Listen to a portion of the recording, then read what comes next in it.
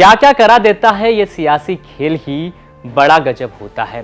बीते विधानसभा चुनाव से लेकर लोकसभा चुनाव तक हार का लगातार मुंह देखते आ रही कांग्रेस को आखिरकार उपचुनाव में सफलता मिल ही गई, और सफलता भी उस सीट पर जिस सीट पर कांग्रेस से ही बागी हुए रामनिवास रावत चुनावी मैदान में थे। लेकिन रामनिवास रावत की सियासी गणित जीतू पटवारी की चुनावी रणनीति के आगे विजयपुर में फेल हो गई। मंत्री जी उम्मीद लगाए बैठे थे कि इस बार भी हमेशा की तरह कांग्रेस के साथ ही खेला हो जाएगा, लेकिन ऐसा नहीं हुआ।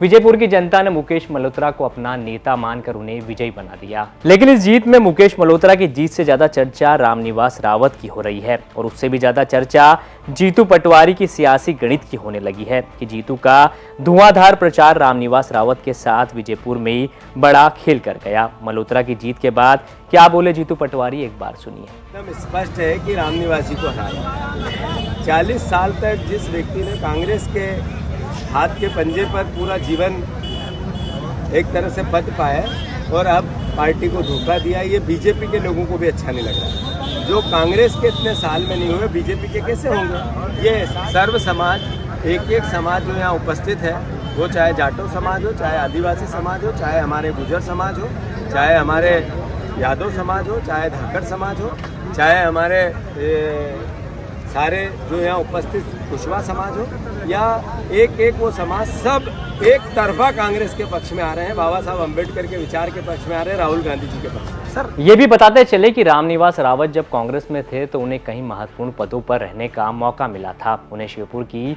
विजयपुर विधानसभा सीट से 6 बार विधायक रह चुके रावत इससे पहले दिग्विजय सरकार में मंत्री भी रह चुके थे, और उन्होंने पूर्व केंद्रीय मंत्री नरेंद्र सिंह तोमर के खिलाफ संसदीय चुनाव लड़ा था। रावत प्रदेश कांग्रेस कमेटी के कार्यकारी अध्यक्ष भी रह चुके हैं। ओबीसी नेता के तौर पर राज्य की राजनीति में अपनी पकड़ बनाने वाले रावत ने कांग्रेस आलाकमान से नाराजगी और विधानसभा में विपक्ष का नेता न बनाए जाने के बाद बीजेपी का दामन थाम लिया था। उन्हें बीजेपी ने वन मंत्री बनाकर सभी को चौंका दिया था। रावत को उम्मीद थी कि पार्टी बदलने के बाद उनकी सियासी किस्मत चमक जाएगी, लेकिन ऐसा नहीं हुआ और मुकेश मल्होत्रा ने उन्हें विजयपुर में मात दी थी। फिलहाल कांग्रेस के खाते में भले ही एक सीट गई हो, लेकिन एमपी कांग्रेस ने विजयपुर फतेह कर अपना दम दिखा दिया है। मध्य प्रदेश की तमाम खबरों के लिए आप देखते रहें एमपी तक।